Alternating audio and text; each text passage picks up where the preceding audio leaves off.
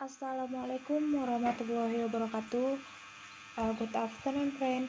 My name is Sri Rizky Ramawati Saragi and my friend Octaviani Simatupang. We are from the regular B19. Here we will explain the theory about simple present tense. Baiklah, teori yang pertama adalah pengertian simple present tense yang akan dijelaskan oleh saya sendiri. Baiklah, saya akan menjelaskan pengertian dari simple present tense. Simple present tense adalah salah satu jenis tense. Secara garis besar, simple itu artinya sederhana, sedangkan present itu artinya sekarang. Jadi, simple present tense itu yaitu kalimat yang menyatakan suatu perbuatan atau yang berlangsung atau terjadi pada waktu sekarang dalam bentuk sederhana, atau pekerjaan yang dilakukan berulang-ulang, kebiasaan sehari-hari, peristiwa atau perbuatan yang tidak ada kaitannya dengan waktu. Simple present tense juga digunakan untuk menyatakan suatu fakta atau sesuatu yang terjadi secara berulang-ulang di masa kini atau sekarang. Dikatakan present karena terjadi saat ini. Adapun ciri-ciri simple present tense. Ada beberapa ciri-ciri dalam kalimat simple present tense, yaitu 1. Menunjukkan kegiatan yang terjadi kebiasaan. 2. Menyatakan kebenaran yang tidak dapat dibantah. Yang ketiga, menyatakan permintaan yang meminta maaf, menyarankan, membuat perjanjian, dan lainnya. Fungsi simple present tense dalam penggunaannya, yaitu 1. Untuk mengekspresikan kebiasaan, kebenaran umum, mengulangi tindakan atau situasi yang tidak berubah, emosi dan keinginan. Yang kedua, untuk memberikan instruksi atau arahan. Yang ketiga, mengekspresikan pengaturan tetap sekarang atau masa depan. Yang keempat itu ada untuk mengungkapkan masa depan setelah beberapa kata sambung, misalnya setelah, ketika, segera, sampai.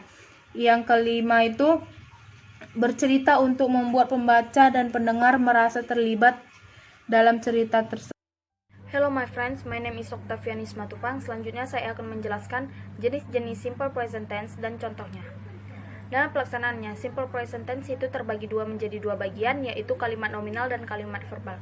Kalimat nominal ialah kalimat yang predikatnya atau kata kerjanya tidak menyatakan suatu tindakan atau action, melainkan menyatakan nama, status, sifat, keadaan, dan tempat. Biasanya dalam penerapannya, kalimat nominal ini menggunakan to be atau linking to be yang berupa is, am, are dalam bentuk present. Nah, sekarang kita perhatikan tabel berikut. Di sini ada subject dan to be.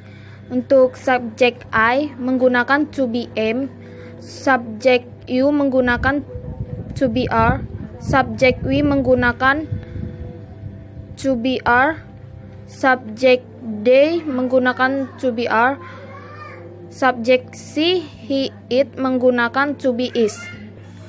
Nah, selanjutnya rumus simple present tense dalam kalimat nominal. Di sini ada rumus untuk kalimat positif. Rumusnya itu terdapat subject plus to be plus ana, yang itu ana-nya itu adjective, noun, dan adverb. Untuk kalimat negatif itu terdapat subject plus to be plus not plus adjective, noun, or adverb. Dan untuk kalimat negatif itu ada to be plus subject plus ana tadi plus question art. Nah, selanjutnya kalimat verbal atau verbal sentence. Kalimat verbal adalah kalimat yang menyatakan suatu peristiwa yang menjadi kebiasaan atau dilakukan pada waktu waktu tertentu. Dengan kata lain, kalimat yang mengandung kata kerja atau verb one atau predikatnya adalah kata kerja. Selanjutnya kita perhatikan rumus untuk kalimat verbal. Di kalimat positif itu rumusnya ada subject plus verb one plus object.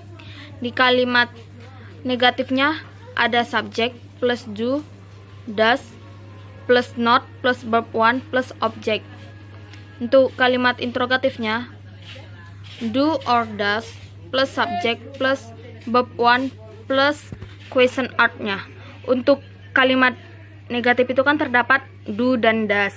Nah, menggunakan do itu digunakan jika subjeknya itu I, you, we, they. Dan kalau untuk kalimat does-nya itu menggunakan subjek he, she, it. Hal-hal yang perlu diperhatikan dalam membuat kalimat simple present tense bentuk kalimat verb itu yaitu yang pertama itu she atau is. Untuk subjek she, he, it, dan bentuk subjek I, you, we, they tidak menggunakan akhir i atau is. Yang B itu do, digunakan jika subjeknya I, you, we, they.